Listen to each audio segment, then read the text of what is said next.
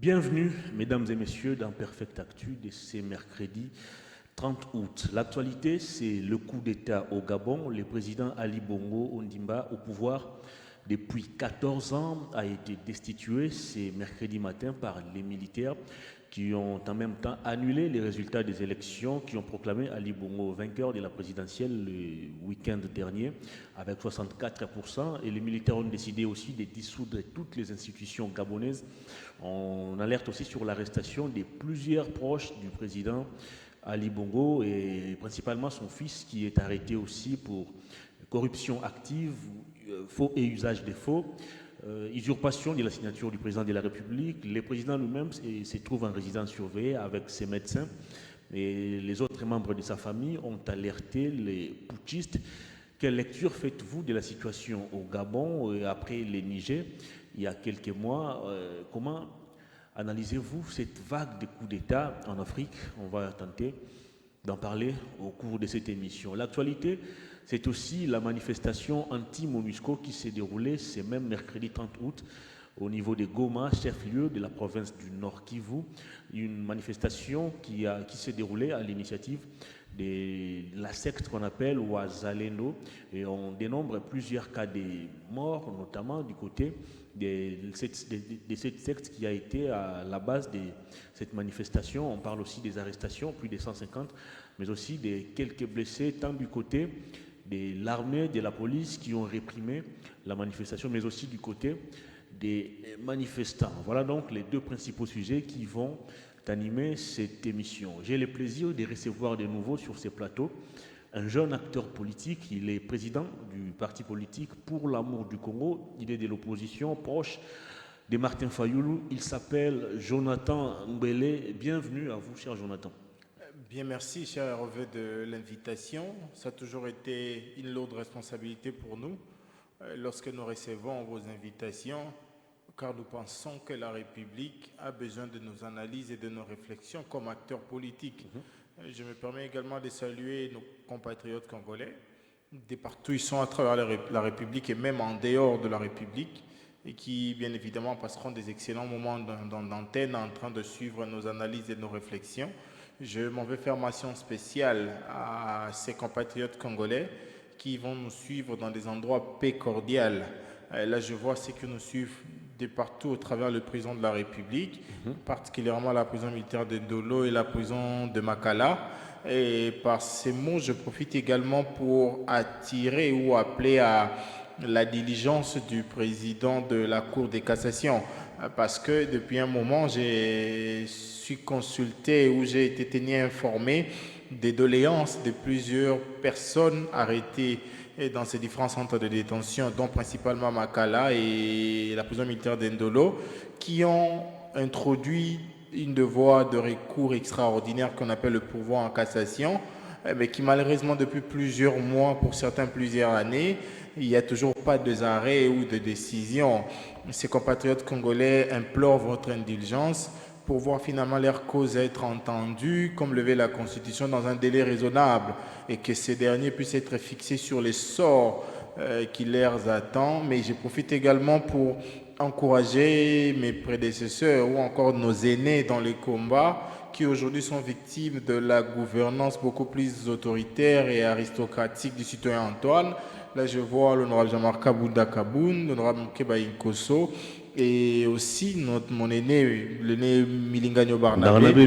Merci à vous. À vous, cher aîné. Je pense que très bientôt là, nous serons heureux de vous compter parmi nous, parce que les ténèbres n'ont pas pour vocation de régner toujours. Très bien. Et vos combats sont des combats nobles et les combats pour lesquels le peuple est rattaché. Parce que pour les cas de l'honorable Mkebaï, par exemple, aujourd'hui, toute la communauté, tant nationale qu'internationale, lui donne raison, car c'est fut parmi les précurseurs des dénonciations de la mauvaise gestion dans la ville de Kinshasa et même de la gestion beaucoup plus critiquée de l'Assemblée provinciale de Kinshasa. Mais aujourd'hui, au vu de tout ce que nous voyons comme théâtre, nous comprenons qu'effectivement, l'honorable Mkebaï avait raison. Et même lorsque l'honorable Jean-Marc Kaboun nous alertait sur des dérives dictatoriales qui prenaient pas à pas l'installation au Congo, nous n'y avons pas cru. Mais aujourd'hui, avec les arrestations, avec les violations massives des droits de l'homme, telles que les rapports du Bureau conjoint des Nations Unies, nous comprenons que ces compatriotes congolais ont vu loin et ont alerté à temps. Je vous signale qu'après votre dernier passage dans cette émission, j'ai reçu l'appel d'un prêtre depuis le Haut-Katanga. Il s'appelle Monsieur l'abbé Kalaba. Il m'a demandé de vous passer son message de félicitations. Il est très ému par votre manière d'analyser l'actualité. Il salue donc votre intelligence. Merci, Monsieur l'abbé, pour ces mots. Je pense qu'une fois de plus, je vais réitérer mon serment.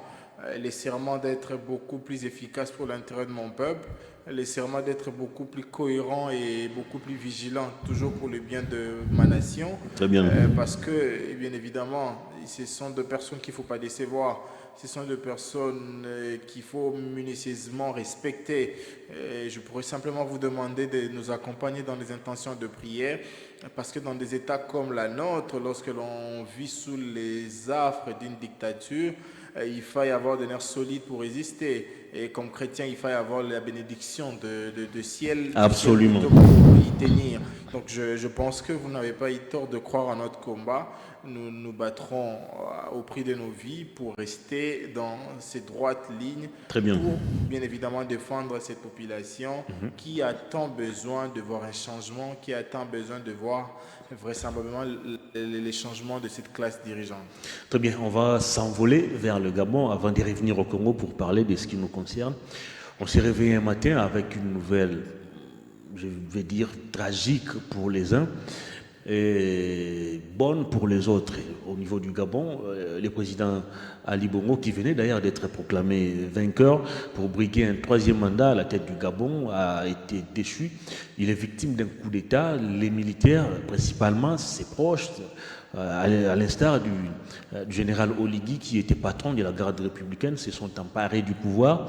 Ils ont annulé les résultats des élections. Ils ont décidé de dissoudre toutes les institutions gabonaises et ont procédé même à des arrestations de certains proches du président.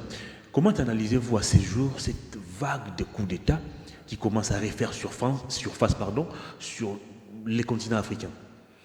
Déjà, il faut dire qu'il serait malaisé pour moi ici de soutenir le putsch, de soutenir le pouvoir qui s'installe pas à pas en Afrique par de moyens beaucoup plus critiqués. Parce qu'il faut le dire, les années 60 à 77 marquaient là la rupture avec de pouvoirs acquis sur pied de violation de droits de l'homme, sur pied de violation de normes existentielles.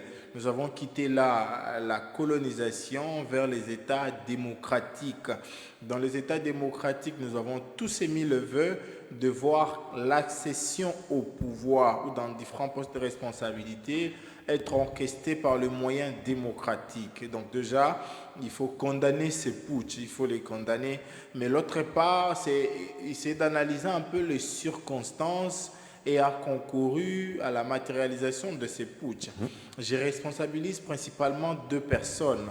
La première, c'est bien évidemment lui-même, monsieur le président Ali Bongo, qui a déjà, depuis son accident vasculaire cérébral en Arabie Saoudite, a y engagé de réformes qui sont beaucoup plus critiquées et critiquables. Il faut le dire parce qu'il a déjà décidé de donner la Cour constitutionnelle qui est son juge à sa belle-mère, ce qui est déjà pas acceptable dans des États, d'autant plus que ces messieurs qui géraient le pouvoir étaient déjà sous les belles de beaucoup de critiques. Et aussi, je condamne le médecin qui a validé ses aptitudes à être candidat. Parce qu'il faut le dire, la loi électorale gabonaise voudra que pour être candidat, il faille être soumis à un examen organisé par les hôpitaux de la République et que ce rapport-là cautionnerait la validation plutôt de votre candidat, de votre candidature. Et aujourd'hui, c'est ces médecins-là qui a amené la population gabonaise à subir aujourd'hui les offres de ces putsch. Mais il faut analyser ça du point de vue global. L'Afrique aujourd'hui ne retient pas les leçons de tout ce que nous avons vécu comme passé. Le passé, c'est que les colons ont utilisé notre force physique, les colons ont utilisé nos frères pour nous piller, pour nous soumettre a une domination beaucoup plus dominante. Parce qu'aujourd'hui, personne de compatriotes africains n'accepterait d'aller travailler dans les caoutchoucs sous les coups de fouet. Personne n'acceptera que ces ressources puissent être exportées pour qu'ils ne gagnent rien. Et cela ne peut être orchestré que derrière une couverture. Et c'est cette couverture-là qu'utilisent aujourd'hui les nations du monde, ceux qui prétendent être forts au travers de nos frères. Il faut le dire, la plupart de ces putsch obtiennent des soutiens de ceux qui en veulent encore à nos ressources. Parce qu'aujourd'hui, il est vrai que du point de vue matériel, nous ne savons pas le voir, mais tout ce qui arrive comme don, tout ce qui arrive comme communiqué, tout ce qui arrive comme soutien a un coût. Et ces coûts-là, c'est bien évidemment nos populations qui vont les payer.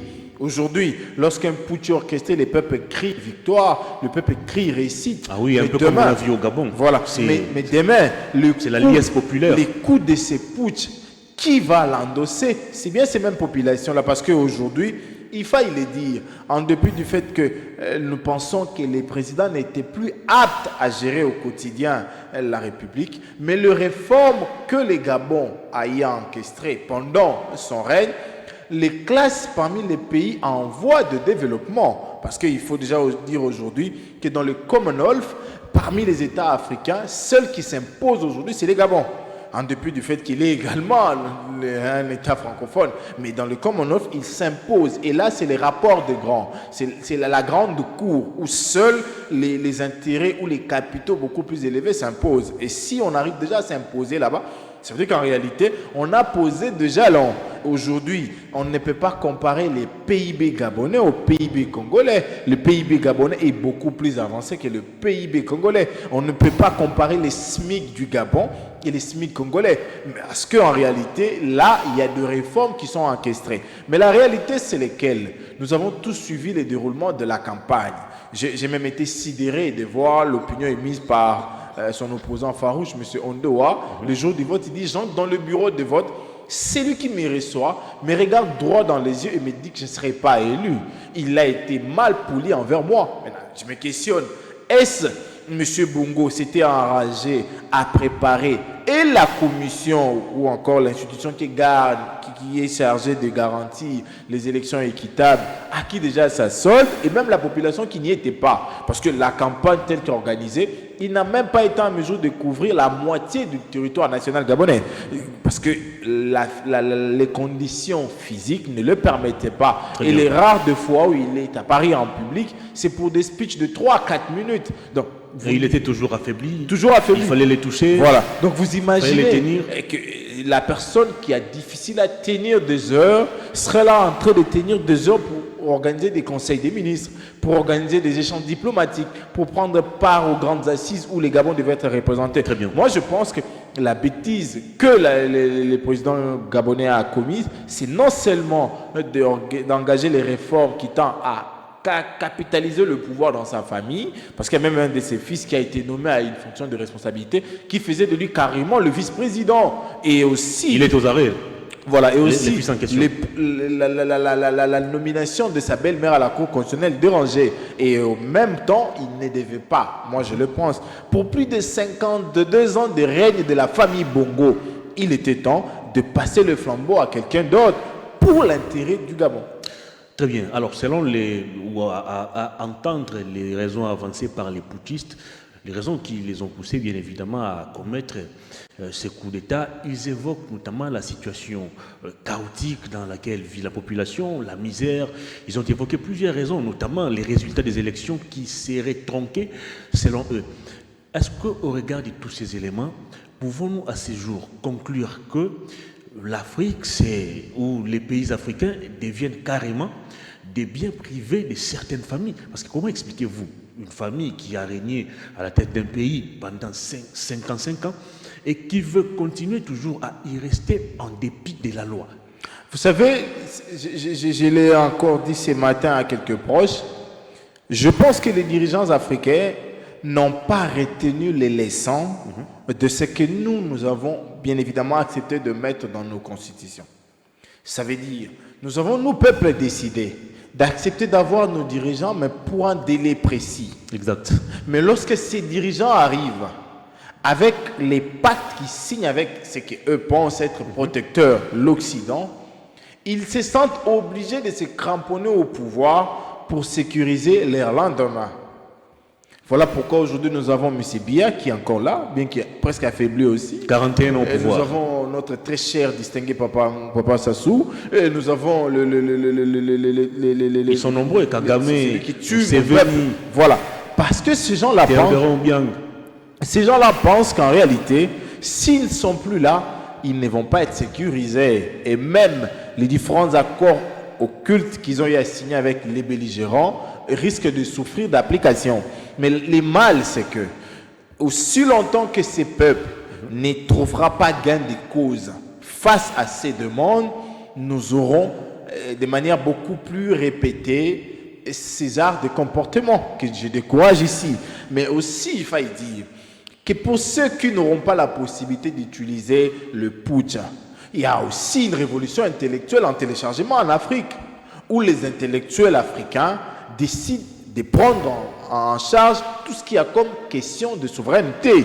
Parce qu'aujourd'hui, il faut le dire, la nation gabonaise qui souffre ne souffre pas plus que ceux qui souffrent à l'est de la République, ne souffre pas plus que ceux qui souffrent au niveau de, comment on l'appelle, j'oublie cette nation, mais la réalité c'est que leur souffrance au regard de ce qu'eux ont comme richesse, ils pensent qu'ils ne devaient pas souffrir. Mais la question de question, qu'a fait les gouvernants pour que cette population ne souffre pas? C'est aussi ça la question. Exact. Et moi je l'ai dit, et j'attends même être contredit là-dessus, de tous ces putschs déjà orchestrés, avez-vous observé l'amélioration des conditions de vie dans ces États? C'est toujours critiquable. Et aujourd'hui, nous pensons, moi personnellement je le pense, que les seuls à être beaucoup plus réfléchis, c'est bien évidemment le président Macky Sall qui a décidé de ne pas sombrer son pays, de ne pas laisser son peuple subir les affres de ces putschs, parce qu'il faut le dire, déjà les putschistes ne sont généralement pas préparés au pouvoir. Parce que les aptitudes de la gouvernance, il faut les apprendre, il faut les maîtriser pour bien les appliquer. Déjà lorsqu'ils arrivent, ils pensent rompre avec des relations diplomatiques, ce qui davantage n'avance pas les nations, parce que les relations diplomatiques sont en réalité des rapports de force, où il y a des gagnants-gagnants. Mais lorsque vous acceptez de sacrifier vos 50, et vous sacrifiez aussi l'autre 50, en réalité, vous ne voulez pas émerger. Et lorsque l'on arrive comme putsch, la première des choses, c'est de chercher celui qui ne vous demande encore rien comme aide. Mais lorsqu'il vous donne, rassurez-vous, ce n'est pas un enfant de cœur. Il y aura un moment où il viendra demander. Donc moi, je pense qu'aujourd'hui, la position ou les positions prises par certains dirigeants africains devaient en réalité servir de réflexion. Se cramponner au pouvoir, c'est bien bon, mais se cramponner au pouvoir en ayant pour idée ou en étant utile à sa nation. Mais se cramponner au pouvoir sans être utile à sa nation vous expose à ce que nous assistons depuis quelques mois maintenant comme théâtre en Afrique. À travers les images, nous avons pu constater la liesse populaire au Gabon. C'est la joie, c'est le soulagement total. Et j'ai en même temps vu certains militaires appeler la population au calme. Ils demandent même à la population de préserver l'économie nationale, de ne pas casser, de ne pas piller. Est-ce qu'on peut aujourd'hui dire que les putschistes ou ceux qui viennent d'arriver au pouvoir ont développé cette envie-là de donner une autre image du Gabon? Déjà, il faut généralement, dire... après chaque putsch, c'est des pillages et consorts. Non, déjà, il faut dire que c'est contradictoire. Parce que ce sont ces mêmes putschistes qui nous ont dit ici, et l'image est encore virale, que les frontières étaient fermées. Ouais. Alors que les frontières facilitent le commerce. Les frontières facilitent la traversée de marchandises. Vous le savez, après chaque putsch, c'est toujours la fermeture des frontières. Mais pendant ces 2 jours-là, ou ces 3 jours où il y aura fermeture des frontières. Pour besoin de leur sécurité peut-être. Voilà. Pendant ces 2 ou 3 jours où il y aura fermeture des frontières, posons-nous la question. Quel est le sort réservé à l'économie pendant ces 2 jours? Parce que quelques minutes de souffrance en économie, c'est déjà des pertes énormes. Mais lorsqu'on parlera des jours, des heures et même des semaines, ce sera encore plongé sa nation. Et en plus, lorsque l'on observe un couvre-feu de manière beaucoup plus présente, le climat où la promptitude au travail sera réduite. Elle va fonctionner au ralenti. Mais lorsqu'elle fonctionne au ralenti, vous pensez que la nation va évoluer. Donc moi, je pense qu'aujourd'hui, ils n'ont vraisemblablement pas compris la réalité de conséquences néfastes du putsch. Parce que le putschiste, en réalité, sont là parce qu'ils lorgnaient depuis un moment le pouvoir. Mais arrivé au pouvoir, il faut poser des jalons. Et les temps qu'ils prendront pour apprendre la gouvernance, ce ne sont pas des temps qui faciliteront les choses à la nation. Je serais encore heureux que l'on récupère le pouvoir comme ça. On décide de les donner même à la société civile, ou on décide de les donner à ceux dont eux pensent être capables de gérer. Mais les militaires gérer, nous avons vu des cas qui sont beaucoup plus critiquables. Et aujourd'hui, moi, je ne prendrais pas ces risques de soutenir la gouvernance putschiste parce que c'est une gouvernance qui ne gère pas ou qui ne gérera pas sur pied des ententes du peuple. Parce que déjà, ils travailleront de manière liberticide. Les institutions sont dissoutes, les normes n'existent plus, des arrestations arbitraires s'en suivront et même des pertes en vies humaines. Et c'est ce qu'il ne faut pas encourager. Depuis sa résidence surveillée, le président Bongo a réagi. Et il appelle ou il invite ses camarades ou ses homologues africains à faire du bruit afin qu'ils puissent revenir encore au pouvoir. Vous avez vu, je pense, cette vidéo du président Bongo. Et comment analysez-vous jusqu'à l'heure actuelle le silence d'abord de l'Union africaine et de toutes ces organisations régionales et sous-régionales? Déjà, il faut dire que le président Bongo n'a plus que ses yeux pour pleurer maintenant parce que il n'a pas saisi la balle du bon côté parce qu'il avait toutes les cartouches entre ses mains pour éviter de sombrer son peuple. Mais aujourd'hui, lorsqu'on a encore pour appréhension que seule l'aide peut venir de l'extérieur, c'est encore un autre problème. Surtout au moment où on parle d'une autodétermination presque, il est difficile que ces nations vous viennent en aide parce que ces nations, comme affairistes, cherche à avoir de nouvelles alliés, qui bien évidemment n'est plus vous. Ça, c'est déjà une précision de taille à faire. Mais lorsqu'il estime encore qu'il est président, moi je pense que c'est pour son ancien mandat, où il devait procéder à la remise et reprise. Et lorsqu'il demande à ce qu'on puisse l'aider à revenir, il faut faire du bruit. Mais moi je pense qu'aujourd'hui nous avons l'exemple beaucoup plus léger en dépit de cette menace d'intervention militaire de la CEDEAO. Une menace qui n'intervient toujours. Voilà, les Niger ne réfléchit pas. Il est toujours chez lui à la maison. Il est beaucoup peu déterminé et même les nations sœurs l'ont témoigné leur confiance et leur soutien, ce qui veut dire qu'en réalité maintenant là, il doit négocier son exil politique parce que je ne vois pas ce putschiste-là céder parce que maintenant là, ils ont pris une tangente qui est une voie de non-retour. S'ils décident de faire marche arrière maintenant, ils les paieront pour toute la vie. Exact. Donc ils doivent se cramponner sur cette position-là, je le pense. Mais j'invite ces putschistes à préserver la vie, ne serait-ce que la vie de l'être humain, parce qu'il faut le dire, il a quand même géré pour plus de 14 ans votre pays, il mérite respect et considération, parce que... Voilà pourquoi il est placé en résidence surveillée avec ses médecins. Voilà, nous n'avons pas eu que des années sombres, il y a aussi des années lumière avec lui comme président, il faut ne serait-ce que se souvenir de ça. Mais placer en résidence surveillée pour quelqu'un qui avait l'habitude de s'émouvoir comme il le veut, c'est pas évident.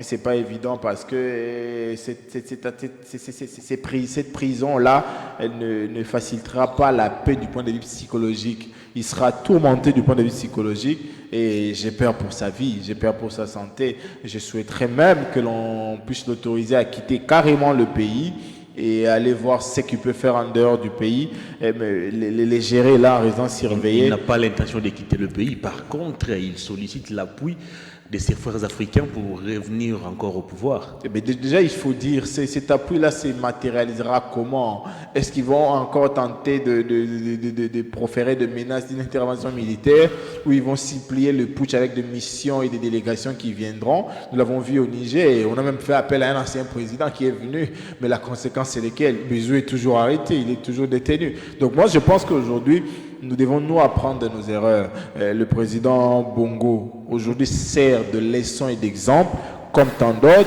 Il faille que les restes des présidents africains se mettent en questionnement.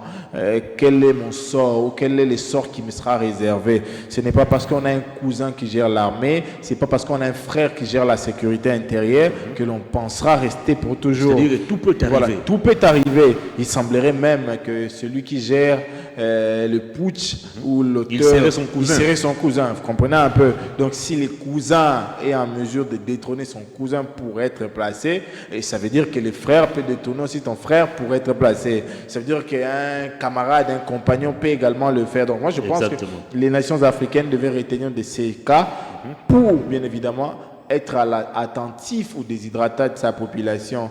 Aujourd'hui, voler la victoire du peuple a pour conséquence le putsch. C'est ce que nous avons retenu. Avant de parler de la manifestation anti-MONUSCO, quel est le rôle ou quel rôle peut jouer à ce jour l'Union africaine? D'abord, quelle est la responsabilité même de l'Union africaine dans tout ce qui arrive dans notre continent? Vous avez des présidents qui ont décidé de violer leur constitution, vous avez des présidents qui ont décidé de bafouer, de marcher, de cracher sur les textes de leurs pays respectifs, mais ils ne sont jamais sanctionnés par l'Union africaine. Ils continuent d'ailleurs de briguer encore des fonctions au sein de cette organisation. Quel rôle peut jouer à ce jour l'Union africaine pour essayer de donner, je vais dire, une autre image quand même de l'Afrique? Déjà, il faut dire que l'Union africaine, de par ses missions, a pour rôle de veiller à ce que puissent être installés des régimes démocratiques. Mais le mal, c'est que l'Union africaine, dès l'entame de ces processus électoraux au Gabon, s'est têtue. Et il faut dire déjà que l'élection au Gabon s'est déroulée sans observateurs. L'élection au Gabon s'est déroulée sans Internet. Un peu comme au Zimbabwe, récemment. Voilà. Vous comprenez qu'en réalité, M. Bongo et son équipe s'étaient arrangés pour prendre en otage le processus, un peu comme le fait le student Tshisekedi actuellement, prendre en otage le processus. Vous voulez qu'on en parle? Laissez-moi finir mes analyses. Il a décidé de prendre en otage le processus électoral. Et déjà, d'entame, l'Union africaine, qui a pour mission de déléguer également des observateurs, n'a pas été prompte à réagir.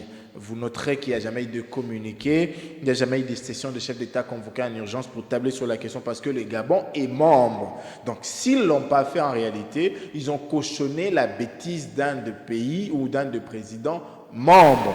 Mais si en son temps, ils n'ont déjà pas condamné et fustigé ces attitudes, vous pensez que maintenant, là, ils vont agir. Et même s'ils devront agir, ça sera pour quelle dimension, pour quel résultat sur le terrain? Parce qu'aujourd'hui, ces organisations, tant régionales que sous-régionales et même internationales, nous pensons que ce sont des organisations qui se limitent à des simples communiqués. Exactement. Parce que s'il fallait agir sur le terrain, nous aurons dû avoir les États africains à l'unanimité demander à ce que le Rwanda n'assiste pas au sommet des chefs d'État de l'Union africaine. Parce que tout, et c'est maintenant probable que le Rwanda nous agresse.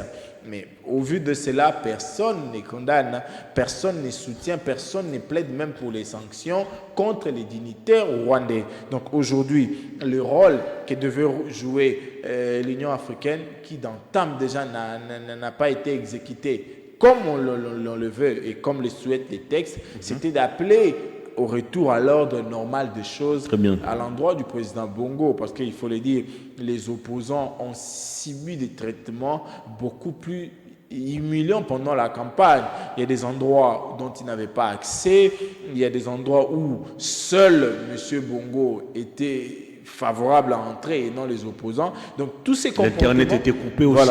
Tous ces comportements présageaient déjà de cet avenir sombre de la nation gabonaise. Mais moi je pense que si encore cette petite honorabilité qui leur reste, il faille appeler peut-être à l'évacuation du territoire gabonais, le président gabonais et sa famille, pour laisser les Gabonais, avec ces putschistes plutôt, voir ce qu'ils peuvent faire de manière libre pour le développement de leur pays. Que faire aujourd'hui pour rendre l'Afrique plus démocratique, pour éviter des mandats à vie? Il faut y avoir des gens comme le Patrice Emery Lumumba, de Kwame Nkrumah, de Léopold Sédar Senghor, de Kaya Magan, des gens qui étaient prêts à accepter de perdre pourvu que la nation évolue. Des gens qui pouvaient dire non à toute velléité tendant à se cramponner au pouvoir. Parce qu'aujourd'hui, il est vrai que le président ou les dignitaires africains arrivent au pouvoir en connaissant les mandats qu'ils doivent exercer, mais une fois là, ils ne veulent plus se limiter qu'à ces mandats-là. Vous avez vu la bêtise en RCA, Kwadira, quand il est venu, il décide modifie maintenant la de Constitution. ne plus partir. Et les citoyens Il peut postuler autant de fois qu'il voudra. Voilà, les citoyens Antoine est venu, il sort un Daiwel pour vous dire qu'il a besoin de 9 ans maintenant. Les professeurs réfléchissent de manière indépendante. Pourquoi voulez-vous faire le mariage entre sa réflexion et la position du président de la République? Il ne s'est jamais d'ailleurs prononcé sur cette affaire.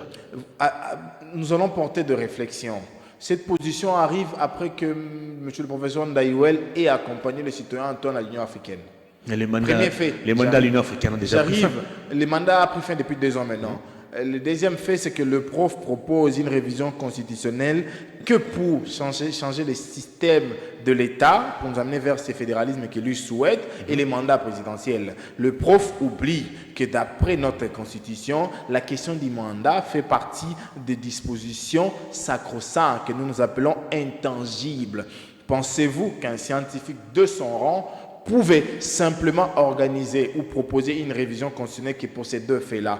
Pourtant, nous avons des points où il faille renforcer avec des normes, notamment la question de droits et libertés fondamentales.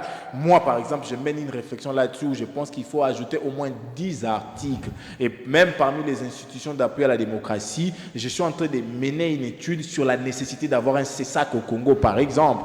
Donc, je pense que s'il faille que le prof puisse réfléchir sur la question de la révision constitutionnelle, il ne devait pas se limiter qu'à la forme de l'État et au mandat. Il y a beaucoup plus de faits ou de points à analyser dans la Constitution que ces différents points-là. Donc moi, je pense qu'aujourd'hui, en réalité, il faille que les populations africaines, et principalement ses dirigeants, se mettent en tête que le mandat, c'est réellement un mandat, ce n'est pas une carrière où on peut venir jeune, on en ressort vieux et même affaibli. Non, on peut entrer jeune, comme l'a fait le président Macky Sall, et en ressortir jeune. On peut entrer jeune, comme l'a fait le président Goodluck Jonathan, et en ressortir jeune. C'est vraiment faisable. Et cela vous honorera et vous permettra d'être parmi les plus grands décideurs dans le monde. Parce qu'aujourd'hui, Moussa Faki, qui est consulté régulièrement, n'a rien envie à une présidence, par exemple. Parce qu'il gère la Commission africaine et puis il est là et il bénéficie de la confiance. Il appelle pour tous les chefs d'État. Donc moi, je pense qu'aujourd'hui, les nations africaines devaient comprendre que la présidence ou les présidences ne sont pas des carrières, mais plutôt des mandatures. Vous aussi, les acteurs politiques, vous décevez la population. Quand vous êtes encore dans l'opposition, c'est des promesses, c'est tout ce qui va avec les développements, les progrès, mais une fois au pouvoir, c'est la déception totale. C'est le cas avec le professeur Alpha Condé, figure de proue de l'opposition. Il arrive au pouvoir, premier mandat, deuxième mandat, le vieux ne veut plus partir. Mais vous savez, Macky Sall aussi nous a chanté la démocratie, mais il a été aussi tenté de modifier la Constitution. Vous savez, ces gens... En Côte d'Ivoire ici, comment il s'appelle encore, Ouattara. Ces genres de positions arrivent parce que simplement nous avons des gens comme le professeur Alpha Condé, des gens comme le citoyen Antoine, qui en réalité ont mal compris la vie dans l'opposition. C'est en fait ça la réalité. Le président n'a pas encore violé la Constitution, s'agissant principalement de son Il ne le fera pas, parce que s'il le fait, il me trouvera moi sur son chemin. Je ne parle pas de 80 Il n'a pas aussi l'intention de s'accrocher au pouvoir. Sinon, le professeur Ndaiwel ne parlerait pas. Mandat. Sinon, le professeur Ndaiwel ne parlerait pas. Il n'a pas cette été intention-là. Voilà, il a été proche de lui pendant plus d'une année. Mais il n'a pas reçu le mandat de parler au nom du président. Vous savez, la réalité, c'est lesquelles. Lorsque l'on a compris ou lorsque l'on a vraiment vécu dans l'opposition, on retient 3 faits. Le premier, c'est qu'on a une population à honorer. Parce que le combat qu'on mène dans l'opposition, c'est pour le bien du peuple. Donc, lorsque l'on arrive au pouvoir, il faut honorer ces peuples pour lesquels on a jadis porté le combat. Deuxièmement, c'est le combat de l'honneur personnel.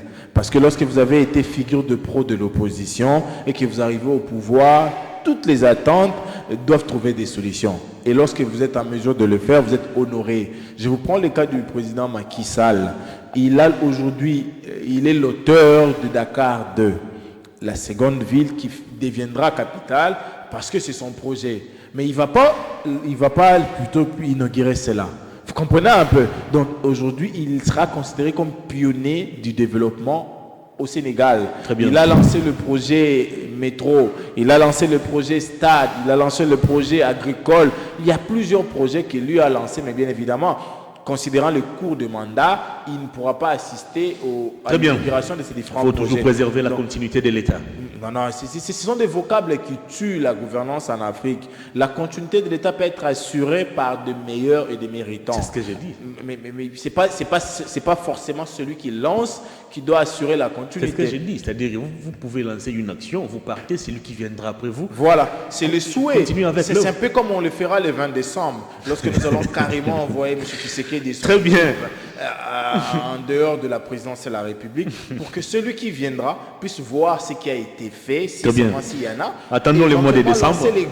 Non, et surtout nous sommes à 2 mois. Nous sommes à 2 mois presque. Vous n'êtes pas concerné par le processus. Qui vous dit qu'ils ne sont pas concernés? Vous qui êtes proche de Martin Fayoul. Qui vous dit qu'ils ne sont pas concernés? Non, mais ça a été décidé. Vous savez, je l'ai toujours dit, l'interprétation erronée qui font actuellement l'armée numérique UDPCN et même les complices de l'UDPS, c'est tendant à désorienter l'opinion.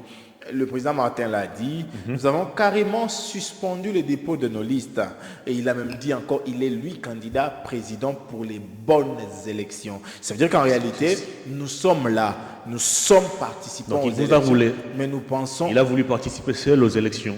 Vous savez, ces vocables roulés, ces vocables trompés, ces vocables bernés ne peuvent pas s'appliquer en nous. Pourquoi? Parce que comme acteurs politiques, nous nous assumons. Je l'ai toujours dit. Chaque fois que moi je prends mes positions, j'essaie de m'assumer jusqu'au bout. Et lorsque je pense qu'il faille que je combattre aux côtés du président Martin, c'est vrai que j'en ai conscience. Et s'il faille prendre des décisions qui vont changer dans l'avenir, je viendrai dire à mon peuple le pourquoi et l'essentiel de ces décisions. Mais aujourd'hui, nous sommes participants, mais nous voulons de bonnes élections. Très bien. On revient au Congo et on va s'envoler de nouveau vers la ville de Goma où une nouvelle manifestation anti-MONUSCO s'est déroulée ce mercredi. Dans la matinée, on parle d'une répression sanglante, on comptabilise plusieurs cas de morts, on parle de, je crois, 6 morts parmi les manifestants qui sont membres de la secte qu'on appelle Ouazelendo, je crois, un groupe d'autodéfense, mais aussi des cas de blessés du côté des forces de l'ordre qui réprimaient la manifestation. Pourquoi manifester alors que la mairie de la ville a interdit cela? Déjà, il faudrait que j'appelle ici à l'arrestation immédiate de M. Ndima. Pourquoi? Parce que je pense qu'aujourd'hui, lui laisser encore comme gouverneur militaire dans cette province expose ma nation. M. Ndima, depuis qu'il est là, et ça a même été entériné par les rapports du Bureau conjoint des Nations Unies qui nous dit que pour les provinces où il y a état de siège, les violations de droits de l'homme orchestrées par les hommes en uniforme se sont aggravées à hauteur de 79% pour les 2 provinces. Ça veut dire qu'en réalité, M. Ndima a un souci avec le respect des droits de l'homme.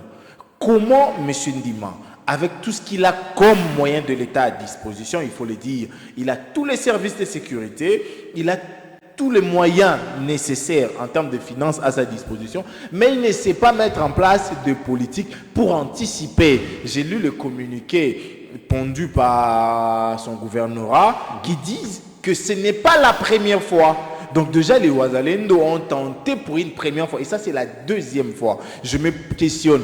Si et seulement si ce mouvement d'autodéfense a déjà endeuillé ma population, a déjà causé presque la destruction de la tranquillité publique pendant un temps, pourquoi ne pas les mettre sur alerte rouge? Pourquoi ne pas les mettre sous surveillance? Et vous allez comme ça accepter pour que après nous puissions nous avoir des blessés, de morts, de maisons incendiées, et puis après on va encore crier Monsieur Innocent vient nous construire, Madame X vient nous construire. Donc moi je pense qu'aujourd'hui Monsieur Ndima nous a montré qu'il n'est pas en mesure d'assurer la sécurité à Goma. Parce que s'il pouvait assurer la sécurité, il aurait dû anticiper sur ces phénomènes. Il aurait dû anticiper sur ces massacres qui, du reste, ne fait qu'endeuiller le pays. Parce qu'aujourd'hui, l'Est de la République, particulièrement mes citoyens de Goma, en ont marre de communiquer de condoléances. Ils veulent voir la paix régner et régner pendant longtemps. Mais si et seulement si M. Ndima n'est pas en mesure de le faire, il faut le mettre de côté. Parce que déjà, pour plus de 2 ans d'opérationnalisation de l'état de siège, il n'est pas en mesure, lui et son équipe, de nous ramener la paix. Mais s'il n'est déjà pas en mesure de nous ramener la paix et qui parce qu'il ne gère pas bien, les violations des droits de l'homme continuent à s'accroître. Ça veut dire en réalité que ce monsieur a un souci de gouvernance. Et ces soucis de gouvernance doivent être stoppés avant que le pire n'arrive. Voilà pourquoi je plaide pour soit sa révocation de ses fonctions de gouverneur ou son arrestation pure et simple. Parce que si les Nations Unies documentent 71% de violations de droits de l'homme et que lui ne sait pas nous présenter tous ces hommes en uniforme qui encaissent ces violations devant les juges, il y a un souci. Mais la manifestation était interdite. Pourquoi les organisateurs de la manifestation se sont entêtés jusqu'au point de s'affronter avec les forces de l'ordre? C'était quoi les mobiles même? Déjà, il faut dire que ce n'était pas une manifestation parce que ça a commencé, je crois, entre 3h et 4h. Donc, ce sont des mouvements spontanés qui ont été déclenchés comme ça.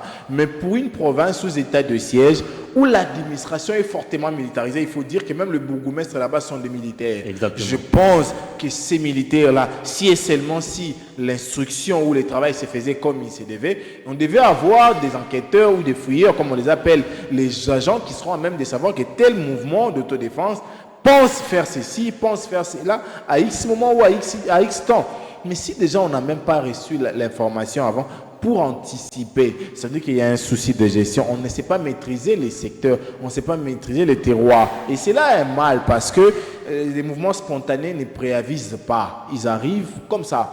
Les communiqués interdisant les manifestations, nous l'avons vu, ça date de longtemps. Mais s'ils n'ont pas respecté, ça veut dire qu'en réalité, il fallait les stopper dans les concoctements de ces projets-là. Lorsqu'ils ont déjà pensé à ces projets, il fallait que l'État anticipe. Mais l'État ne s'est pas anticipé avec M. Ndima. Qu'est-ce qu'il faut faire? Est-ce qu'on a besoin de déployer et la police et les éléments des FARDC pour étouffer une manifestation des civils? Il faut déjà dire de les réprimer dans le sang. Il faut déjà dire que nous avons un souci d'encadrement des manifestations ici. Comment on les appelle encore? Dans les États organisés, on a de personnel civil qui encadre de marche. Ils ont un nom, là ça va arriver sous peu. Si pas ces gens-là, on fait appel à la police. Pourquoi? Parce que la police est censée gérer les populations et leur bien. Et dans la formation même, les militaires et les policiers ne suivent pas la même formation. Exactement. Ça veut dire que d'autres sont experts en encadrement de population et d'autres à faire la guerre.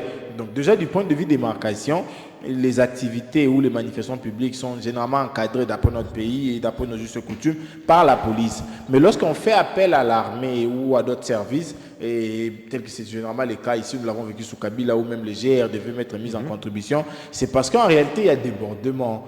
Le problème d'effectifs au sein de notre police nationale continue à se poser et il faille pallier à ces problèmes-là. Voilà pourquoi on fait appel à l'armée. Pire encore, nous sommes dans une province qui est sous état de siège, où l'administration est militarisée. La police travaille aux côtés de militaires. Donc en réalité, devant c'est d'abord l'armée et puis la police vient en second lieu. Mais s'il faille se questionner, bon, heureusement qu'on les appelle mouvements d'autodéfense, donc ils peuvent être porteurs des armes, ils peuvent. Il faut y avoir des gens qui seront même de les gérer, sachant ce qu'ils possèdent et ce qu'ils possèdent peuvent occasionner comme dégâts. Voilà pourquoi je pense que c'est pas mal de mettre en contribution l'armée, la police et d'autres services de sécurité, mais il faille le mettre en contribution en évitant qu'il y ait écoulement du sang, en évitant qu'il y ait perte en vies humaines, parce que les rebelles nous tuent, c'est déjà trop. Il faille pas encore que nos services nous tuent, nous encore également. Donc je pense que ça ne sera pas intéressant que l'on dénombre de pertes en vies humaines orchestrées par nos services. Je pense que ça ne sera pas intéressant et il faille que les missions telle qu'elle est proscrite pour l'armée et la police dans notre constitution puisse être respectée. La police est censée gérer les personnes et leurs biens, l'armée est censée gérer l'intégrité de nos frontières. Exactement. Voilà pourquoi un est géré par le ministère de l'Intérieur et l'autre par le ministère de la Défense. Absolument. Et j'invite ici M. Bemba à débarrasser la population de l'Est de ma République, particulièrement celle de Goma, du M. Ndima. Que répondez-vous à ceux qui pensent que notre armée est plus répressive lorsqu'il faut étouffer les manifestations, peut-être des civils, et beaucoup plus alarmante lorsqu'il faut s'affronter à des rebelles? C'est des communiqués, c'est des messages. Alors que pour les manifestations, peut-être des civils, c'est... J'aimerais simplement répondre avec le rapport du Bureau conjoint des Nations Unies et qui nous ont documenté, ils ont même donné le période pour dire que pendant ces temps-là, les violations massives des droits de l'homme ont été orchestrées par tel. Et ils sont identifiés. Et aussi, il faut voir l'attitude du gouvernant en face, envers ces gens-là. Nous avons vu un colonel qui a très mal encadré une manifestation publique ici, où les gens ont été lapidés même le jour. Des gens se sont vus être blessés et torturés ici. Mais nous avons vu les civils même. Oui. Aux côtés des policiers. Des policiers. Mais nous avons vu les citoyens dirigeants les serrer le poing et l'encourager dans cette forfaiture-là. Et il s'est même hasardé à se rappeler de ce que ce monsieur-là a fait dans le passé. Donc, en réalité, en lieu et place des condamnés, en lieu et place de fustiger une attitude, on fait la prime à l'impunité, on encourage, on soutient. Et c'est là le mal, parce qu'aujourd'hui, nous devons donner l'exemple. C'est cet exemple-là qui a valu à ce qu'en 2016, l'armée soudanaise fasse appel à nous. Parce que la police plutôt, nous sommes allés avec notre police, on a bien géré, nous sommes revenus avec des félicitations. Mais vous pensez que si et seulement si les rapports tels que c'est publié par le Bureau conjoint des Nations Unies continuent à être rendus publics, ces nations-là vont encore nous inviter? Je ne pense pas, parce qu'ils auront des informations beaucoup plus critiques envers nous, ils se forgeront une opinion sur nous et ça ne va pas profiter à notre peuple. Très bien, on va terminer l'émission. La CENI a annoncé la convocation de l'électorat. Pour la présidentielle, c'est vendredi 1er septembre. Et il y a des gens qui s'apprêtent déjà à déposer leur candidature. Et il y a un congrès qui s'est tenu, je crois, si pas hier, aujourd'hui, pour les comptes de la dynamique progressiste, je pense. Et Constant Moutamba, un jeune aussi comme vous, a été promu, je ne sais pas si je dois dire promu, candidat président de la République. Il va endosser donc ses statuts de candidat président pour le compte de sa plateforme politique. Il faut encourager ces jeunes, il faut encourager la bravoure de ces jeunes. Ça, ce n'est pas de la bravoure, chers journalistes. Vous savez, j'ai eu un week-end chargé la semaine passée. J'ai lisé l'histoire de 3 jeunes hommes. Le premier, c'est Ousmane Sonko. Le second, c'est Emmanuel Macron. Et puis le troisième, c'est... Comment on l'appelle? Qu'est-ce qui m'arrive là? Et ça va arriver. Ces 3 jeunes ont un point commun. Les points communs, c'est l'amour-patrie. L'amour-patrie qui se matérialise par la volonté de servir. Mais en réalité, aujourd'hui, nous notons dans les chefs de ces jeunes, qui malheureusement ne fait pas la fierté de la jeunesse, la volonté d'être considérés comme espions du pouvoir dans l'opposition. Comment ça? Parce que vous allez noter que lorsque l'opposition à l'unanimité opine sur des questions d'État, lui vient pour soutenir même de manière aveugle.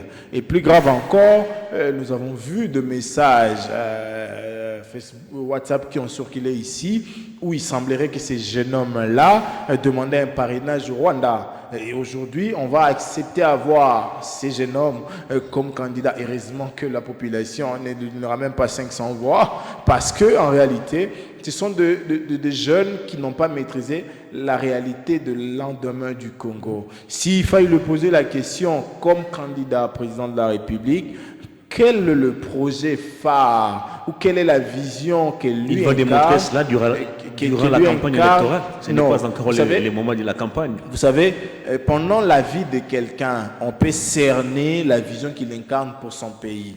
Je vous prends le cas du jeune Macron qui a été obligé de démissionner comme ministre dans un gouvernement parce que effectivement sa vision et la vision du gouvernement ne corroboraient pas. Mais lorsque l'on voit ces jeunes dont vous citez les noms ici, il a quitté une famille politique simplement parce qu'il était insatisfait, parce qu'il ne s'était pas retrouvé. Et lorsque déjà on quitte ou encore on procède à des transhumances politiques pour des besoins ventriocratiques, ça dérange. Aujourd'hui, vous n'allez pas me dire que Sonko milite pour son ventre. Non, parce que en réalité, le combat qu'il mène, c'est le combat d'une nation, c'est le combat d'un peuple. Et avec ces jeunes hommes-là, je ne vois pas l'incarnation de combat tel que l'a prôné en son temps Lumumba, Laurent Désiré Kabila, les plus grandes révolutionnaires des nations africaines. Je ne vois pas incarner ces combats-là. Et je pense que la vérité, c'est que ces jeunes hommes-là n'ont pas sa place dans cette cour-là. Aujourd'hui, oui, ils pensent gérer 2 ou 3 personnes dans la centrale. Il n'a pas le profil pour briguer la magistrature suprême? Non seulement qu'il n'a pas de profil, mais il n'est pas appelé à la gouvernance. Vous savez, il a fait ses études, il a travaillé aussi. Pourquoi vous interdisez à ces jeunes de briguer la magistrature suprême. Vous pensez qu'il faille seulement avoir des diplômes, il faille seulement être à l'université pour gérer? J'ai dit non, parce que tous nos royaumes qui jadis étaient prospères n'ont pas été gérés par des diplomates, des gens qui ont des diplômes d'université. Je ne pense pas. Ce sont des gens qui respectaient les us et coutumes des nations et qui capitalisaient les ressources de population pour l'intérêt. Qu'est-ce qui vous dérange dans la candidature de Constant Moutamba comme président de la République? Vous savez, qu'est-ce qui vous choque? Vous savez, déjà, sa transhumance politique dérange. Il n'est pas modèle même pour ceux qui le suivent aveuglément. Parce que jadis... Qu'est-ce que vous appelez transhumance politique? Voilà. Il a été dans un mouvement citoyen et il a décidé finalement de faire la politique active. Il a intégré le FCC. Il a estimé ou il a constaté qu'il y avait des gens qui faisaient ombrage à sa carrière. Il s'est retiré, il a créé son parti politique et il s'est créé un chemin. Il faut lui poser la question, c'est quoi l'idéologie de son parti? S'il finit de répondre à cette question-là, vous lui demandez de nous produire des vidéos phares où lui ou sa formation politique réagissait sur des questions vitales de la nation.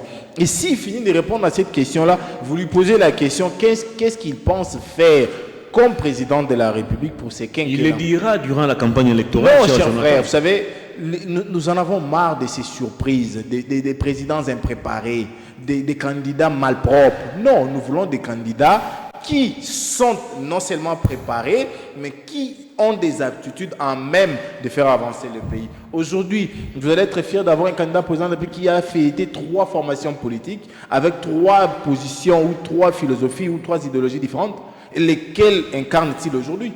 C'est fait ça la réalité. Aujourd'hui, nous avons besoin des modèles pour un Afrique debout, des modèles pour un Congo beaucoup plus prospère, des modèles pour un Congo beaucoup plus fort. Aujourd'hui, lorsque nous devons accepter d'avoir un candidat qui jadis dans son temps, il semblerait qu'il a demandé les parrainages auprès de notre agresseur, vous imaginez ce qui ça n'a jamais été prouvé. Apparemment, vous avez du mal à encaisser la montée fulgurante de ces jeunes dans la sphère politique congolaise. Quand il tient ses meetings, c'est le plein total, c'est un monde fou. Vous avez du mal à digérer cela. Vous parlez de quelle montée? Les montées dans la transhumance politique, les montées dans la sous-traitance politique, les montées dans les faits tels que nous les connaissons là. Vous allez m'aider un peu à lui poser des questions. Qu'est-ce qui motive le fait que nous sommes conscients que ceux qui sont dans le bureau de la CENI aujourd'hui n'émanent pas de l'opposition politique parlementaire? Qu'est-ce qui motive ces soutiens beaucoup plus familial envers ces gens-là? Qu'est-ce qui motive cela? Et lorsque vous trouverez des réponses, il n'est pas dans l'obligation d'adopter votre schéma. Il n'est pas non plus dans l'obligation qu'il nous soit présenté, lui, comme candidat présidentiable. Parce qu'aujourd'hui, les questions des élections sont des questions d'avenir. C'est de son droit. Vous savez, cher Hervé, je vais peut-être citer par là. On a terminé l'émission. C'est le droit reconnu éventuellement à tout Congolais d'être éligible et d'être électeur, mais c'est aussi un droit d'éviter d'être un candidat plutôt par procuration, d'être un candidat sous-traité. Ça, il faut éviter parce que après les élections, il y a l'honorabilité à préserver et à défendre. Jonathan Mbele, grand merci à vous pour votre disponibilité. C'était un plaisir pour moi de changer avec mes compatriotes congolais et de répondre à votre invitation. Je pense que ce ne sera pas la dernière. Non. Nous restons disponibles pour répondre. Vous êtes l'un des rares invités qui répondent toujours présents à nos invitations, même quand ça n'a pas été préparé. Voilà pourquoi on ne nous aimera pas du côté de Laborantin et même de celui qui insulte nos anciens présidents à la télé. Parce que pour eux, il faille de manière beaucoup plus bête à accepter ce qu'eux disent sans réfléchir. Merci à vous. Ça en est fini pour Perfect Actu de ce mercredi 30 août. J'avais reçu pour vous Jonathan Mbele, c'est un acteur politique, président du parti politique pour l'amour du Congo. Il est de l'opposition, proche de Martin Fayulu. Avec lui, nous avons passé en revue les grandes questions d'actualité. Grand merci Abel Godord, grand merci à Emmanuel qui était du côté de la régie. Grand merci à vous aussi, fidèles téléspectateurs et internautes des Perfect Télévisions. On se retrouve vendredi pour boucler la semaine. Au revoir.